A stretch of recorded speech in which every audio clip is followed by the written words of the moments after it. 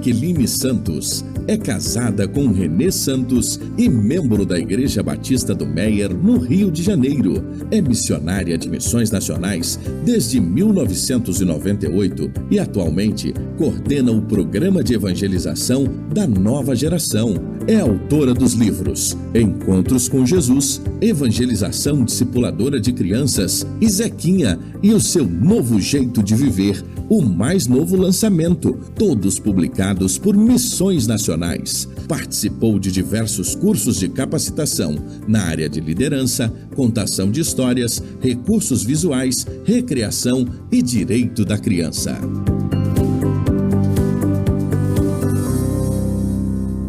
Bom dia. Que a graça e a paz do Senhor Jesus esteja sobre as nossas vidas. Amém? Enquanto eu estava aqui na plenária, na primeira parte da manhã, ouvindo tantas coisas sobre oração, um momento me passou pela mente de 5 anos atrás, outubro de 2011. Eu estava plantando igrejas no interior da Bahia, um contexto completamente diferente daquele que eu conhecia, porque eu tinha trabalhado 10 anos no interior de São Paulo plantando igrejas, estava agora há 4 anos na Bahia, com muitas crianças, muitos desafios pela frente. E eu me lembro que naquele ano, aquele mês de outubro de 2011, numa programação de outubro com as crianças, nós estávamos com o templo da igreja repleto de crianças. E quando eu olhei para aquelas crianças, a gente estava cantando, adorando ao Senhor, eu fiz uma oração ao Pai. Enquanto aquelas crianças cantavam hinos de louvor a Deus, eu olhava para elas e eu conhecia a história de muitas delas, a realidade que foi transformada quando elas conheceram Jesus.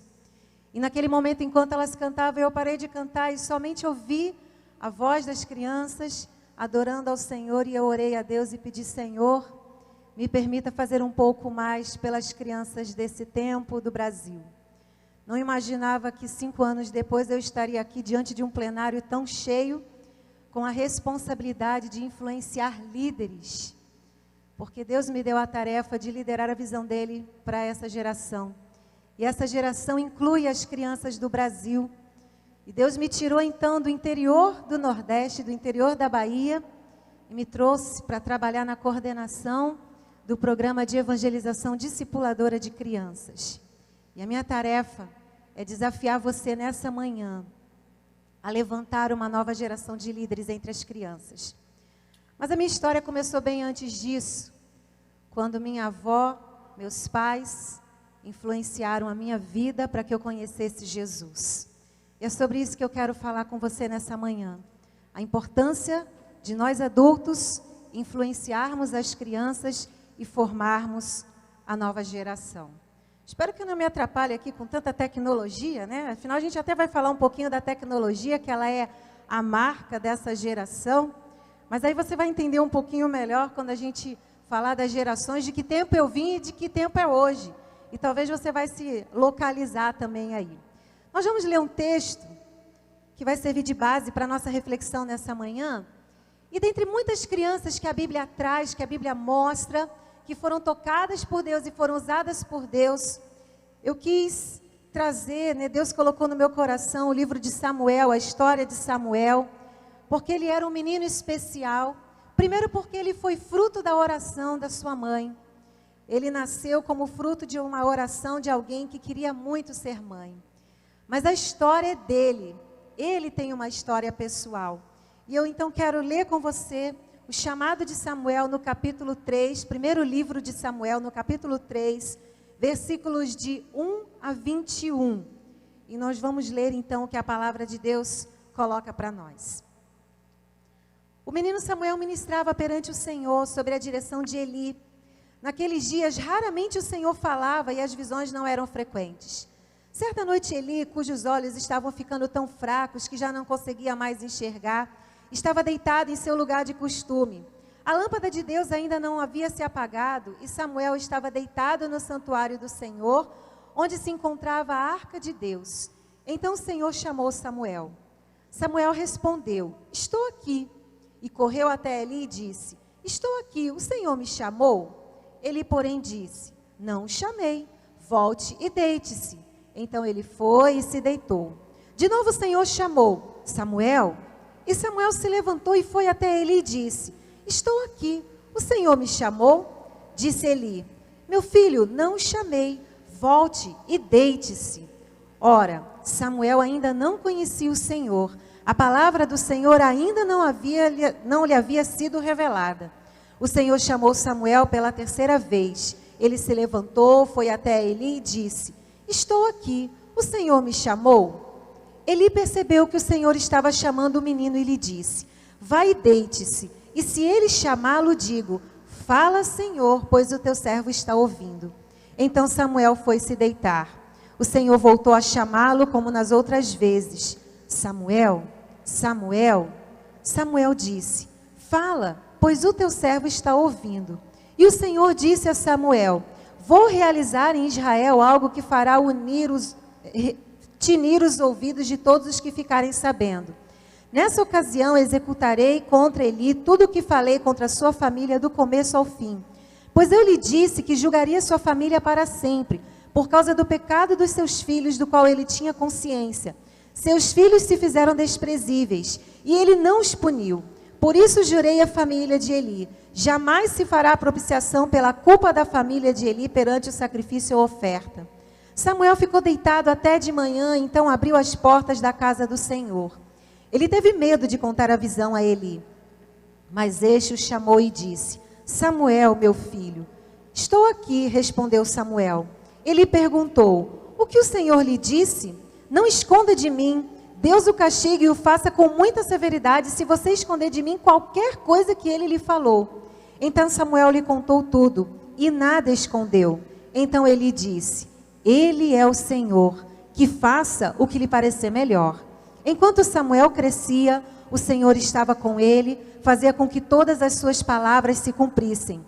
Todo Israel, desde Dan até Berseba, reconhecia que Samuel estava confirmado como o profeta do Senhor. O Senhor continuou aparecendo em Siló, onde havia se revelado a Samuel por meio de sua palavra. Deus fala às crianças em cada geração. A geração de Samuel é uma geração que estava há muito tempo sem ouvir a voz do Senhor, sem ouvir as revelações do Senhor, porque a própria palavra nos diz que durante muito tempo, naquele momento, raramente o Senhor aparecia. Mas Deus se revelou a uma criança. E quando eu penso em cada geração, eu queria trazer para você uma lembrança e um resumo de como tem sido esses últimos anos e a marca dessas últimas gerações. E como as coisas têm sido diferentes e qual é o nosso desafio diante da geração que está diante de nós. Como nós precisamos agir, de que maneira proceder, como devemos nos dirigir a essa geração que Deus confiou a nós. Quando a gente pensa lá na década de 40 e de 50, a geração que nasceu naquele tempo foi chamada de baby boomers. Os bebês que nasceram na segunda, agora no finalzinho da primeira metade do século e para a segunda metade do século. Até então, aquele momento, o mundo só conhecia guerras. Já estavam vivendo da metade para o final da Segunda Guerra Mundial. O mundo tinha assolado pela Primeira Grande Guerra, veio a Segunda Grande Guerra, e na metade, então, desse período de 1945, acaba a guerra. E a geração que nasce nesse finalzinho da década de 40 e de 50, é uma geração da esperança. É uma geração que nasce para reconstruir um mundo. Não um mundo como foi os primeiros 50 anos, mas um mundo sem guerra, um mundo em paz, um mundo em que as pessoas pudessem viver em sociedade. Essa geração foi conhecida como uma geração de estruturados e construtores, uma geração que nasceu para reconstruir o mundo, para estabelecer uma sociedade mais estável e não tão cheia de conflitos como foi na primeira metade do século. Era uma sociedade que pensava em família como um valor absoluto, pai, mãe, filhos. A cosmovisão, a forma das pessoas olharem para o mundo dessa geração era crescer, trabalhar, estudar, ou estudar e trabalhar, casar, ter família e viver. eles não tinham muitas outras expectativas. Era uma geração completamente estruturada, que buscava uma estabilidade que o mundo não conhecia. Mas aí vem a geração seguinte, a geração X, a geração que nasceu nas décadas de 60 e 70. Uma geração que começou a ser revolucionária, uma geração que começou a mostrar sua cara ao mundo, uma geração que começou um movimento chamado movimento hippie, que teve o seu marco inicial durante um festival de rock nos Estados Unidos, mas que esse festival, ele não foi apenas um festival, mas ele foi um marco da juventude da época, que queria estabelecer sua forma de conduta, que era uma conduta hippie, a geração do paz e amor. Foi uma geração considerada céticos e intolerantes. Tolerantes era como a psicologia social gosta de dizer, mas para o nosso contexto, eles se tornaram intolerantes. Sabe por quê? Porque foi uma geração que começou a abrir exceções e começou a ter permissividades na sua forma de viver. Uma delas é que o uso das drogas se tornou um uso não só comercial, mas também de diversão. O cigarro de maconha, que até então era algo proibido, algo taxado como ruim, essa geração começou a usar como algo de prazer, algo de satisfação, algo comum da geração da época, algo que era de tolerância para aquele tempo. E daí para frente, as drogas só começaram a se proliferar no nosso país e no mundo afora. Foi uma geração também que começou a tolerar o uso das relações sexuais fora do casamento, porque a geração anterior não admitia isso. Mas agora, com o movimento hippie, o amor livre era propagado, as formas de amor permitidas fora do casamento, isso era tolerado, isso era permitido e algumas vezes até mesmo incentivado. Uma geração que começou a sacudir as barreiras e aquilo que a sociedade anterior estava construindo. Uma geração de pessoas que começaram a tolerar abertamente padrões de condutas que seriam intoleráveis na geração anterior. Enquanto na geração da década de 40 e 50, os baby boomers tinham a família como valor absoluto e diziam, família é o bem maior da sociedade, agora com a geração X, a pergunta que se faz é, há outro modo de vivermos o amor, senão em família? A forma de viver os relacionamentos extraconjugais e o amor livre era uma resposta para isso. E então vem a geração Y, a geração da década de 80 e de 90. Muitos de nós vivemos essa década. Uma década que viu o mundo mudar completamente.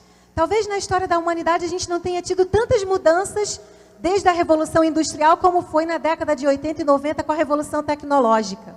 A gente viu o mundo que era digital passar a ser o mundo que era analógico, virar um mundo completamente digital.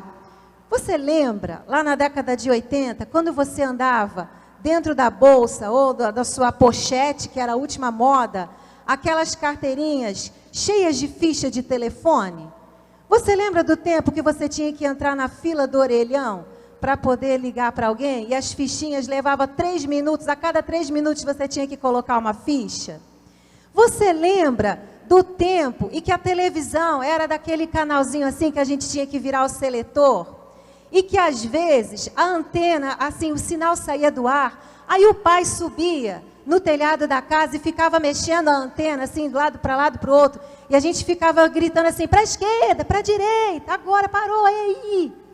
Ou então, você pegava um pedaço de bombril e colocava na antena. Quem nunca? Quem nunca? Ou fazia aqueles tapinhas assim na televisão quando ela começava a correr.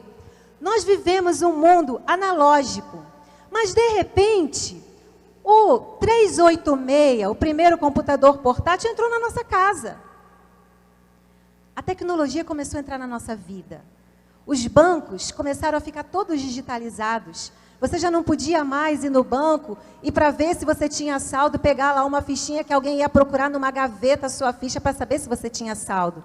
Agora você começa a ter um cartão que você vai no banco e você começa a fazer suas movimentações bancárias. O mundo tecnológico se abriu para nós.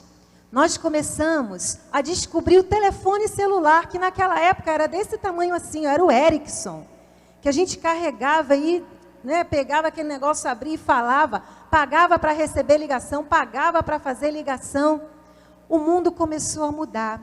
E por causa dessas mudanças, desses avanços tecnológicos que sacudiu nosso tempo assim num período tão curto, porque a gente saiu daquela televisãozinha de virar e a gente foi para a televisão de controle remoto. Das fichas a gente foi para o cartão telefônico e depois, em seguida, para o telefone celular. O mundo mudou muito rápido e por isso a geração da década de 80 e 90, a geração Y, ela é uma geração chamada de de desestruturados e contestadores. Desestruturados porque foi uma geração que viu a forma de viver analógica mudar completamente. E isso meio que balançou nossa forma de ser. A gente começou a descobrir que para conhecer a China, por exemplo, a gente não precisava mais ter em casa a enciclopédia Barça. A gente podia simplesmente procurar na web, porque começamos a consumir a internet. Nós nos tornamos consumidores da internet para tudo, não apenas para pesquisas, mas para a nossa vida diária. Uma geração que começou a fazer perguntas e que começou a questionar, inclusive, os valores bíblicos, cristãos, aqueles valores que até então eram absolutos para nós, como igreja, como crentes, como servos. Quando a gente pensa em família, enquanto a geração dos baby boomers era uma geração de estruturados, onde família era valor absoluto, a geração Y vem com o movimento hippie e pergunta: será que não há uma outra forma de viver em família? Não há uma outra forma de viver o amor? Senão esse relacionamento tradicional de homem e mulher? Agora, com a geração Y, a geração da década de 80 e 90, a pergunta que se faz é: por que eu preciso viver em família? Por que eu preciso constituir uma família? E é exatamente nesse período que a gente vai olhar para as pesquisas no Brasil, IBGE, o crescimento acelerado e assombroso do número de divórcios, do número de gravidez na adolescência, no número de nascimento de crianças, de produções independentes, acontecem exatamente na geração Y da década de 80 e 90. E aí então vem a geração Z, a geração atual, a geração que nasceu a partir do ano 2000. Uma geração que não conhece um mundo sem internet. Uma geração que já nasceu conectada e relacional. Uma geração que já nasceu com redes sociais de todo tipo para todos os gostos. Uma geração de nativos digitais. Uma geração de pessoas sempre conectadas. Tenho certeza que na sua fileira deve ter alguém aí que está no Zap Zap. Porque é uma geração que está o tempo todo conectado. É um conceito de mundo sem fronteiras geográficas. Eu não preciso mais pegar a enciclopédia Barça para ensinar as crianças de hoje onde é a China. Porque as crianças de hoje, elas já podem, inclusive, aprender o mandarim se perguntar para o Google. É uma geração que conhece um mundo que elas não precisam, às vezes, nem viajar para conhecê-lo. É claro que a experiência nunca é igual, mas através de toda a mídia, de toda a informação, de todo o estímulo digital, é uma geração que não está conhecendo fronteiras que nós conhecemos. É um mundo com computador, um mundo que, apesar de toda essa conexão digital, falta uma interação social. Uma geração que tem diante de nós esse cenário. Um cenário de consumismo, onde o ter é mais importante do que o ser, ligado aí ao materialismo, porque o materialismo propaga isso, que é muito mais importante eu ter alguma coisa do que eu ser alguma coisa. Quem nasceu lá na década de 80 e 90, geração Y, ou que você viveu essa época, talvez você nasceu na geração anterior, mas você era criança na década de 80 e 90, você só tinha duas opções na vida. Ou você ia usar o tênis que chute, ou você ia usar o tênis bamba.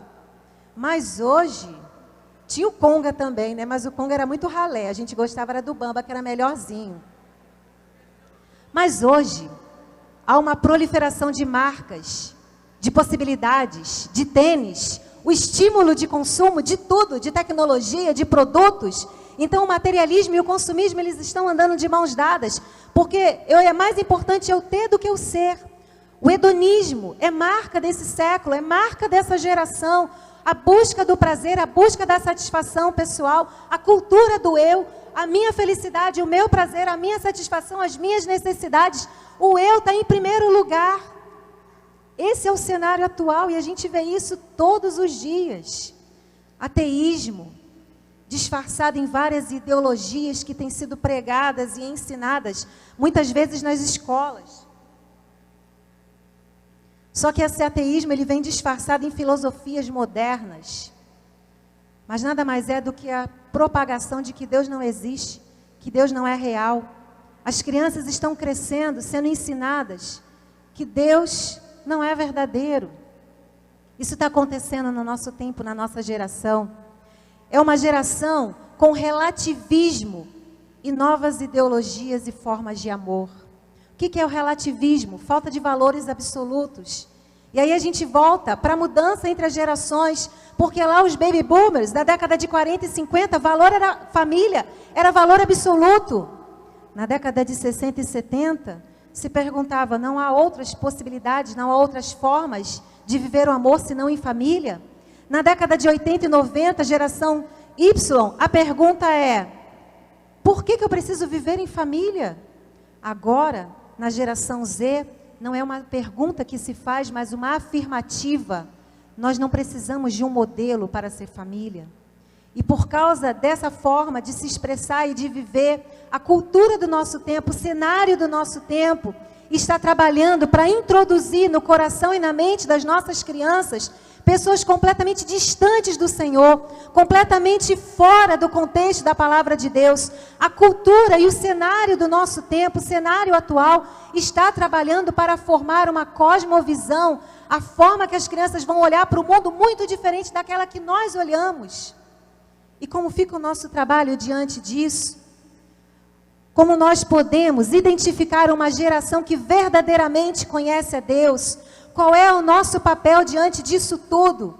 Qual é a nossa posição? O que Deus nos chamou para fazer diante disso? Qual é a nossa responsabilidade diante das crianças que estão passando pelos corredores de nossas igrejas? Ou mesmo aquelas crianças que moram na vizinhança das nossas igrejas, que nem sequer nós sabemos o nome delas, porque nós não olhamos para elas.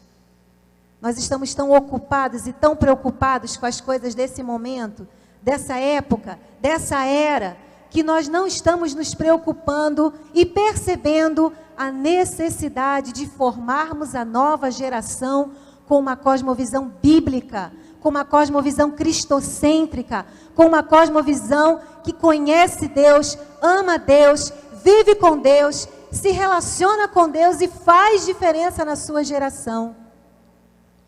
A Bíblia vai falar para nós no Salmo 24, os versículos de 4 a 6. O que é limpo de coração, que não entrega sua alma à falsidade, e nem jura dolosamente, esse obterá do Senhor a bênção e a justiça do Deus da sua salvação.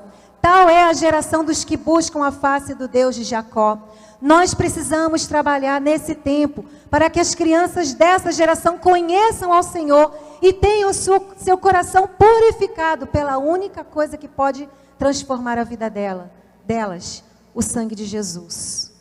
E aí eu vou perguntar para você uma pergunta que eu faço em todos os lugares por onde eu tenho passado, todos os auditórios que Deus tem me permitido falar. Você que é líder, você que é pai, você que é pastor, você que é mãe, você que é líder de algum grupo de crianças.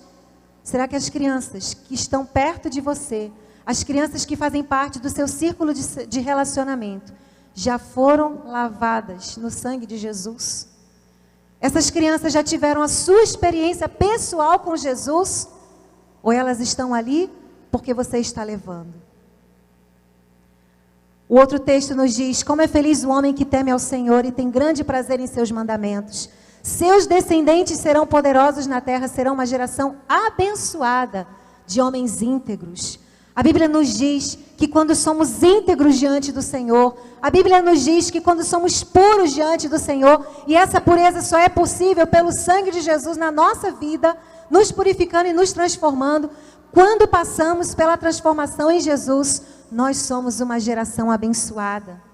E como então nós podemos fazer com que essa geração Z, a geração dos conectados, dos relacionais, dos meninos e das meninas que têm no máximo 16 anos, como podemos trabalhar para que essa geração seja uma geração pura e íntegra diante do Senhor, a fim de que eles possam servir ao Senhor em sua geração? Nossa função como líderes dessa geração é criar condições para que as crianças ouçam a voz de Deus. Quando a gente volta para o texto do primeiro livro de Samuel, nosso texto base, a gente vai perceber que Samuel, ele tinha as condições preparadas para conhecer o Senhor. Primeiro, ele tinha uma mãe que orava por sua vida, antes dele nascer. Aí a gente volta para o começo de tudo, oração. Você tem sido uma pessoa que ora pelas crianças, pela salvação das crianças, para que sejam crianças fiéis ao Senhor, para que sejam pessoas que andem com o Senhor. Você tem orado por elas, você tem colocado diante do Senhor, colocado elas diante do Senhor. Além desse ambiente de oração que Samuel já nasceu, fruto da sua mãe, da sua família, ele foi, depois que já estava maiorzinho, crescidinho, ele foi levado ao templo. Ele foi levado ao templo como cumprimento da promessa que sua mãe tinha feito. Mas Samuel, quando a gente vê aqui no texto, a gente percebe que ele estava à vontade na casa de Deus. Ele estava ali no serviço, ele estava ali junto com Eli, o sacerdote. Mas se você perceber no versículo 3, a Bíblia diz assim, que Samuel estava deitado no santuário de Deus. Quantas vezes a gente passa, até mesmo por aqui no auditório, tem criança deitada, tem criança andando, tem criança sentadinha. As crianças precisam ter um ambiente, e nós precisamos criar as condições desse ambiente, e não apenas um ambiente físico, mas também um ambiente emocional, um ambiente espiritual, para que essas crianças possam ser tocadas pela graça do Senhor. Nós precisamos preparar o caminho para que essas crianças conheçam Jesus. A Bíblia diz que Samuel ainda não conhecia o Senhor. Versículo 7, a Bíblia diz isso. Ele estava na casa do Senhor, ele estava no ambiente onde Deus habitava, mas ele ainda não conhecia o Senhor. Quantas crianças, meus irmãos, estão nas nossas igrejas? Quantas crianças estão nas nossas igrejas e ainda não conhecem o Senhor? Você parou para pensar nisso? E aí eu volto na minha própria vida, porque eu acredito que não há experiência mais importante do que o próprio testemunho pessoal. Como missionária, certamente eu tenho muitas experiências do campo missionário para contar para você de outras pessoas que eu vi Deus transformando. Mas eu acredito que a maior experiência é a minha própria vida, porque o meu testemunho pessoal, ele autentifica aquilo que eu estou falando para você. E eu me lembro que quando eu era criança, eu tinha 6 anos de idade, eu estava numa escola bíblica de férias, na primeira igreja batista de Petrópolis, a cidade, a igreja onde eu cresci. Meus pais cristãos, meus avós cristãos, cresci num ambiente onde as condições eram preparadas para que eu pudesse ouvir a voz de Deus. E naquela escola bíblica de férias, Dona Nona Renfro, esposa do pastor Harold Renfro, que era o pastor da igreja na época, ela contou uma história sobre um menino que tinha morrido e ido para o céu. Eu tinha apenas 6 anos de idade, mas eu tenho nítido na minha memória aquelas figuras pintadas a lápis de cor que Dona Nona usava. Eram os recursos daquele tempo. Era uma outra geração. E eu me lembro que o menino tinha entrado no céu, era uma história moral, não era uma história bíblica. E ele tinha entrado no céu e recebido a coroa da vida. E no final daquela história eu falei para Dona Nona, eu também quero ir para o céu. E eu quero ganhar a coroa da vida. O que eu preciso fazer?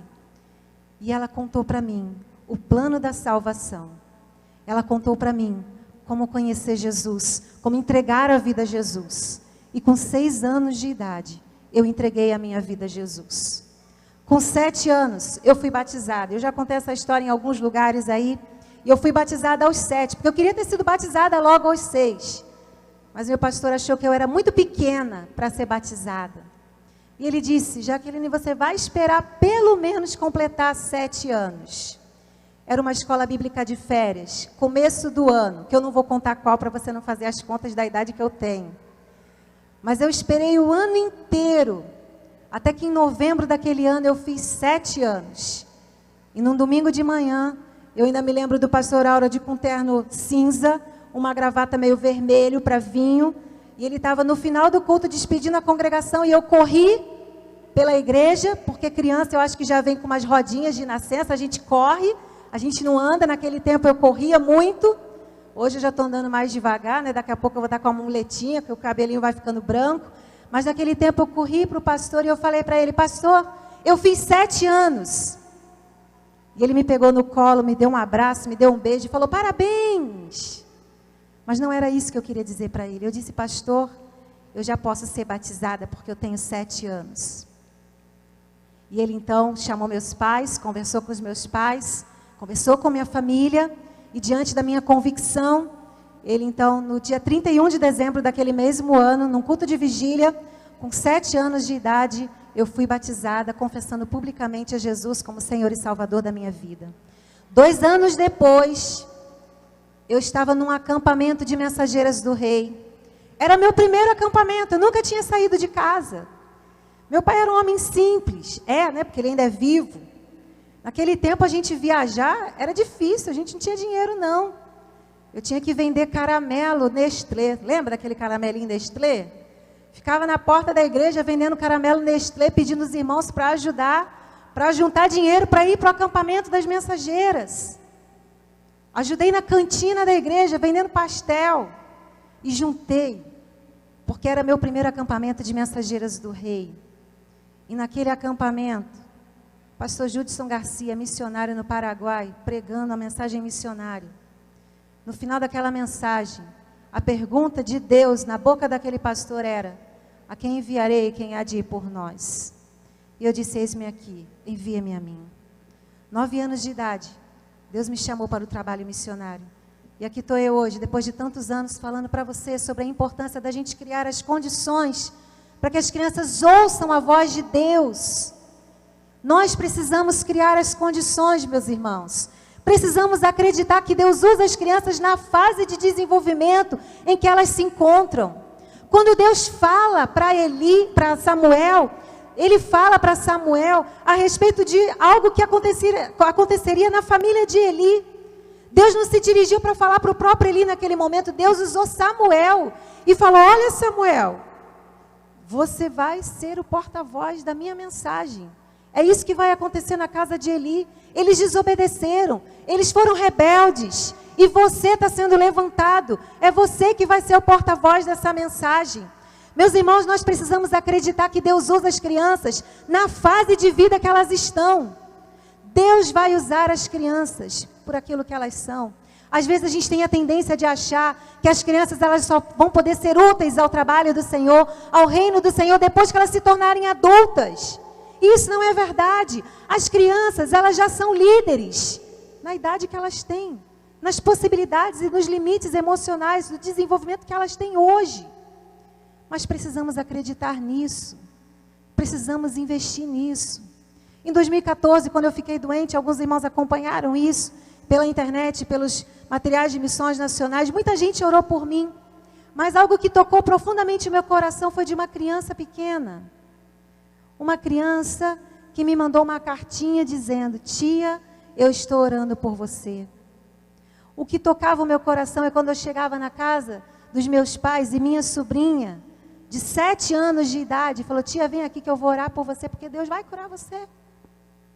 Nós precisamos acreditar que Deus usa as crianças, que Deus fala com as crianças. Deus falou com Samuel, Deus chamou Samuel, Deus deu a Samuel uma tarefa. Ele ainda era um menino, nós não sabemos a idade que ele tinha, mas Deus falou com ele, Deus usou ele, ao ponto que todo o povo de Israel, quando você olha lá no versículo 20, todo Israel, desde Dan até Berseba, reconhecia que Samuel estava confirmado como profeta do Senhor. Deus fala às crianças, Deus usa as crianças. Então acredite naquilo que Deus pode falar com as crianças. Invista nelas. Invista na caminhada discipular, até que cada criança esteja pronta para cumprir a sua missão no mundo. Meus irmãos, quando a gente fala de discipulado, às vezes na nossa mente só vem o adulto, mas nós precisamos pensar no discipulado da criança. E o discipulado da criança, ele começa quando a gente é influenciador na vida delas, quando a gente é modelo de vida para elas, ensinando a elas como proceder, ensinando a elas como agir e colocando essas crianças já com suas funções. Se você tem pequeno grupo na sua igreja, delegue funções e responsabilidade para as crianças. Elas são capazes de serem usadas por Deus, mas você precisa investir nelas, você precisa capacitá-las, você precisa, até com uma palavra que está muito na moda hoje em dia, mas é uma palavra de incentivo, que é uma palavra que se chama empoderamento. O que é isso? É você dar ao outro as condições dele poder exercitar os seus próprios valores, os seus próprios princípios. Quando a gente vem para um congresso como esse, meus irmãos, o nosso desafio é que esse congresso faça uma diferença na sua vida. Que esse congresso, ele mude a sua forma de agir, de se posicionar diante dessa geração. O cenário atual que nós estamos vendo, o cenário da nossa sociedade, é um cenário que está trabalhando para desconstruir o cristianismo. E nós precisamos caminhar na contramão disso. E só vamos conseguir garantir que as gerações futuras andem com o Senhor se nós trabalharmos hoje. Hoje. Não dá para esperar a criança crescer, para que quando ela crescer, aí então eu vou formá-la. Não. As crianças não são líderes em espera. As crianças são líderes em treinamento. Samuel é um reflexo disso para a gente. Samuel crescia, se desenvolvia. E a Bíblia está dizendo para a gente no versículo 19: enquanto Samuel crescia, o Senhor estava com ele. Fazia com que todas as suas palavras se cumprissem. Meus irmãos e minhas irmãs, coloque o nome das crianças que você conhece aqui, nesse texto. Enquanto Vitória, enquanto Carol, enquanto Ana Vitória, enquanto Natan crescia, o Senhor estava com ele.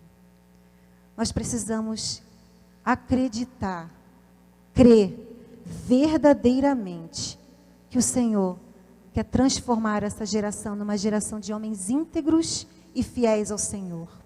Uma geração relacional, sim. Conectada, sim. Mas uma geração que anda com o Senhor. Será que nós estamos prontos para isso? Eu quero finalizar a minha mensagem mostrando para você uma imagem dessa semana. Durante todos esses dias, até domingo passado, nós estivemos numa operação missionária, levando a mensagem do Evangelho para as crianças. Aí está o resultado. Quando levamos o Evangelho, as crianças o recebem e elas passam a seguir a Jesus. Nossa tarefa é investir para que essas crianças cresçam como líderes para o seu tempo, para a sua geração. Baixe sua cabeça, vamos orar. Nós vamos identificar verdadeiramente uma geração que conhece a Deus, quando eles forem íntegros.